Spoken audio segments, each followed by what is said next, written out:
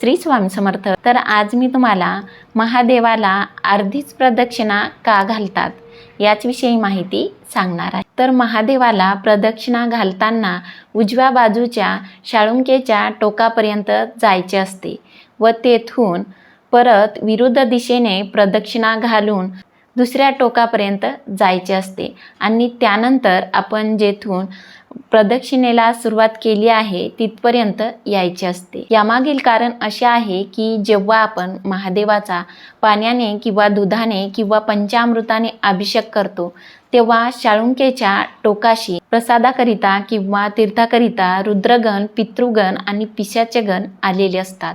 म्हणून जर आपण इतर देवतांना जशी प्रदक्षिणा घालतो तशी नेहमीसारखी उजवीकडून संपूर्ण गोल प्रदक्षिणा घातली तर ती या महादेवाच्या गणांनाही प्रदक्षिणा होते. म्हणून महादेवाला